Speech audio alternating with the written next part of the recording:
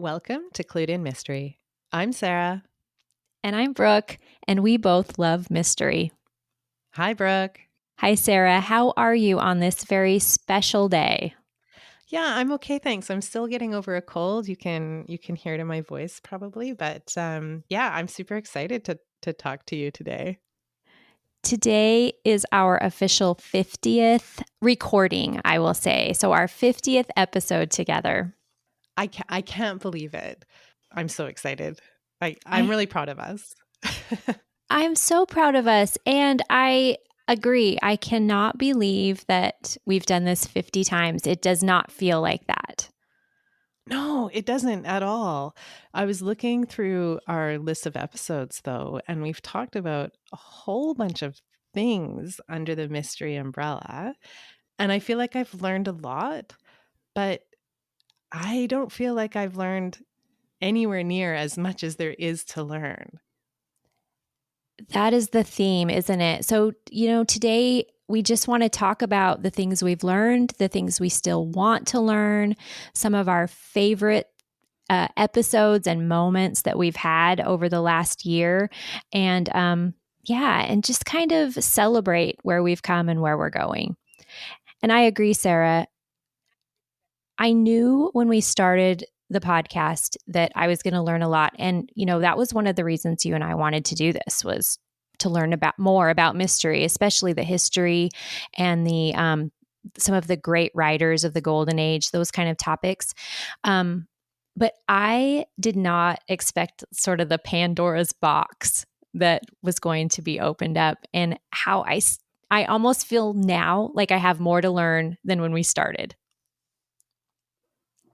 Yeah, it's interesting you say that, because I think I feel very similarly, that even though we've done 50 episodes and we've talked about, different categories in the mystery genre, I feel like we've really only scratched the surface, and there's so much more that we could talk about any of the things that we've already talked about. And we still haven't talked about everything that we could talk about.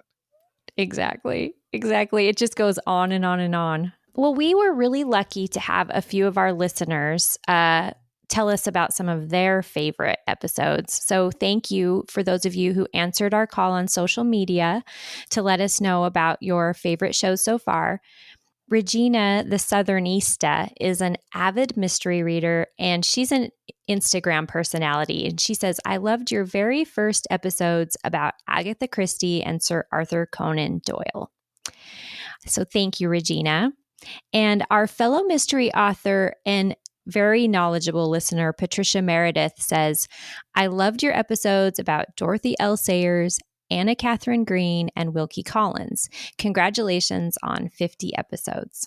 Thank you, Patricia. And speaking of Anna Katharine Green, after our Nancy Drew and the Hardy Boys episode just last week, Patricia reached out to let us know that Green wrote mysteries featuring girl detective Violet Strange. And first of all, what a perfect name for a sleuth. Good job, Anna Katharine Green. But that was just an example right there. Violet Strange did not come up in my research for that episode, and there's something else we need to learn about. JC Fuller is another mystery author friend of ours, and she makes the funniest bookish reels and TikTok videos. So if that sounds interesting to you, go find JC Fuller. But she says, I enjoyed the Agatha Christie series you did. And JC, we had a ton of fun researching and learning about Agatha Christie too. So we're glad you enjoyed it. Yeah, those are wonderful pieces of feedback, and I agree. Those are some of my favorite episodes as well. And I think, yeah, I'd love to do some more episodes about some of the other characters that Agatha Christie created, as well as explore some other authors who were kind of pioneers in the genre, who maybe at the time were really well known, but have lost some of that awareness with readers. And so I'd love to dig into some of those in some future episodes.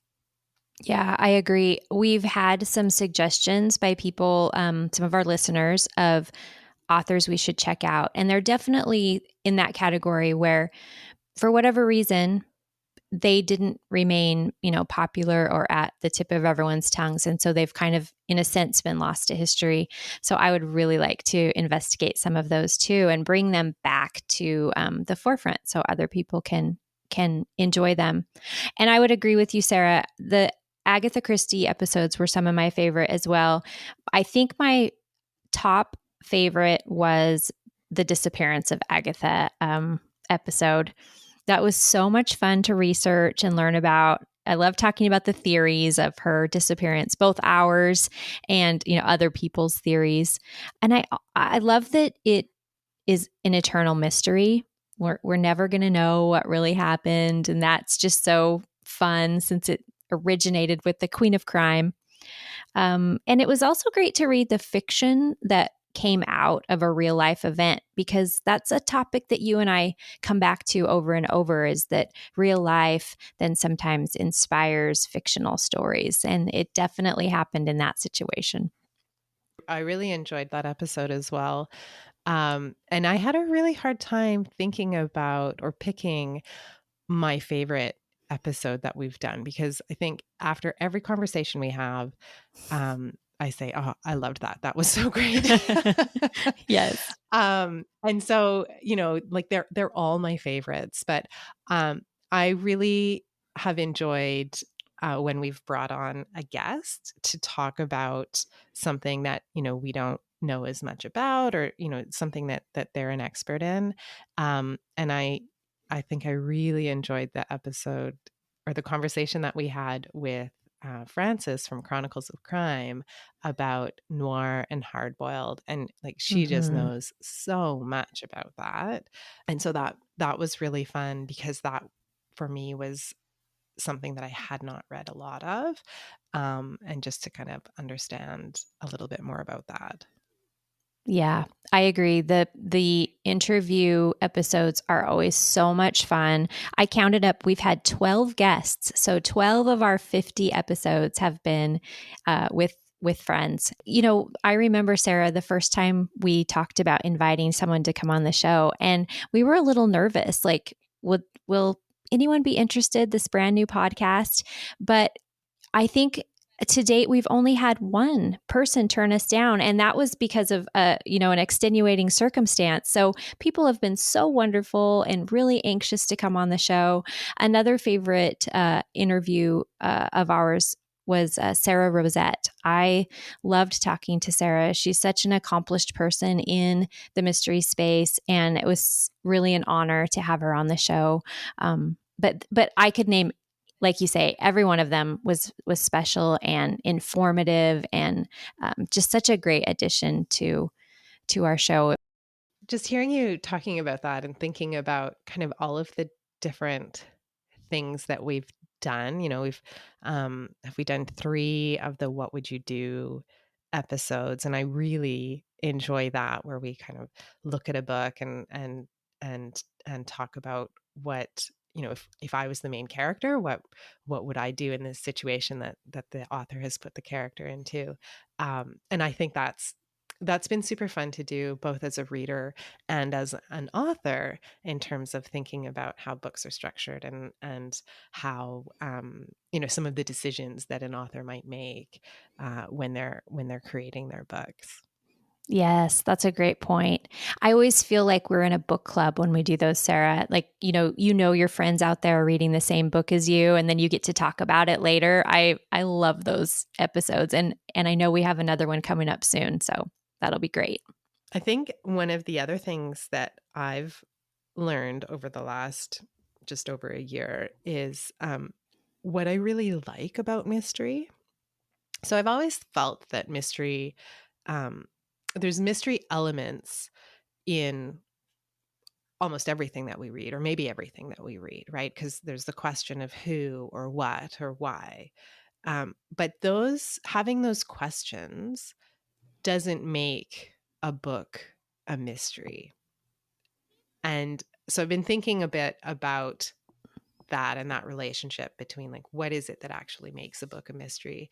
Um, and I've been thinking about that because I've made some reading choices that I've been really disappointed in recently, where a book has been pitched as being a mystery. And then I've read it and then thought, no, this actually wasn't a mystery. And so it's been really disappointing as a reader to have been expecting something, but so it had questions of who or what or why, but was more ultimately general fiction or women's fiction, rather than being a mystery. And so I think over the last year, I've really come to be able to better articulate what I love about mystery and what I want when I'm reading a mystery. Mm-hmm. Yes, that's definitely true for me as well. And I think it speaks to the popularity of the genre when we see some of those stories marketed as mysteries when really they just have a mystery element in there, which, as you say, all good stories should, right? So that sounds like a topic for an upcoming episode, Sarah. I think we could talk about it, but I also don't want to be really critical Mm-hmm. of the books, because the books, they weren't bad. They just weren't what I thought they were going to be. And, that's a decision that someone made when they were marketing the books. And that may not be the fault of the author. Um, and so, I don't want to be, um, I'm critical of that happening, but I'm not necessarily critical of the books. But it is, yeah, it is disappointing to be like, well, where's the murder? Yes, we have to have that, right? And speaking of things that you've learned, I as a lot of us bookish people probably have those notebooks that either you've purchased or someone's gifted to you that you never write in it because you don't want to mess it up. And I had this really beautiful bound dot grid notebook that I thought had just been sitting on my shelf. And when we started the podcast, Sarah, I thought, okay, this is a good reason to start using that beautiful notebook.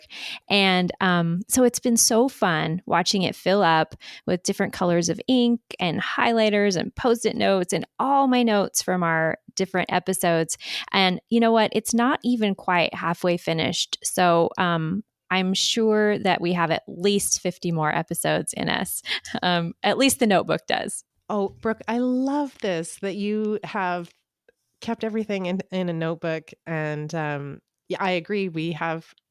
I would like to think at least 50 more episodes, because there's just so much that we can talk about in mystery.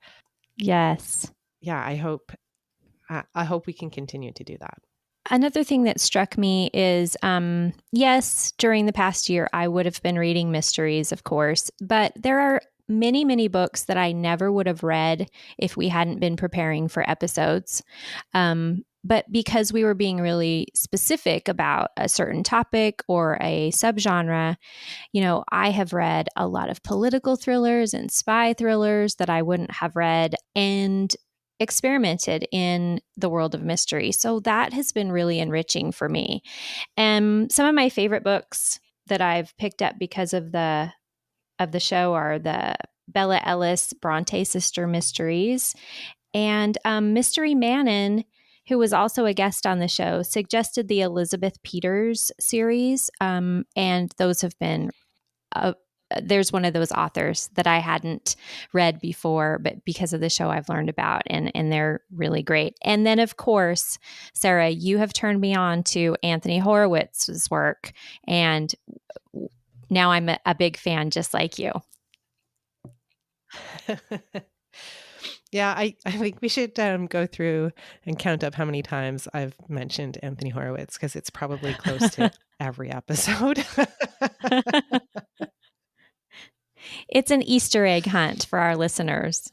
Yeah, like you, Brooke, there's been some books that I've read over the last year and a bit that I probably wouldn't have read if it weren't for the podcast.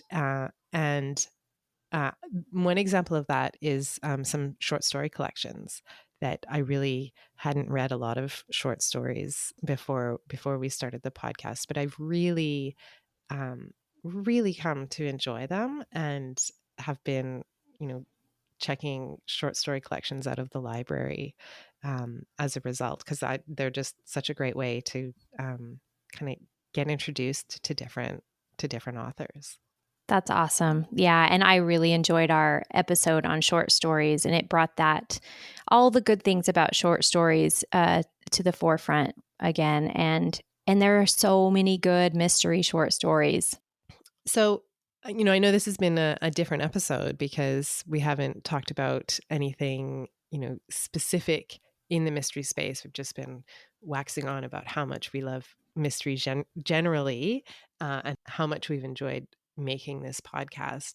I hope our listeners have enjoyed listening to us talk for the last 50 episodes, and will continue to listen to us as we continue our education in mystery. Absolutely. And we would love to hear ideas for shows that you'd like to learn about. If there's a topic or a subgenre that you want to hear more about, we'd be anxious to research and share what we learn.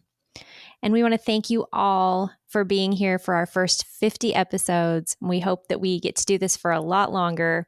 Thank you for joining us on Clued in Mystery. I'm Brooke. And I'm Sara, and we both love mystery. Clued in Mystery is produced by Brooke Peterson and Sarah M. Stephen.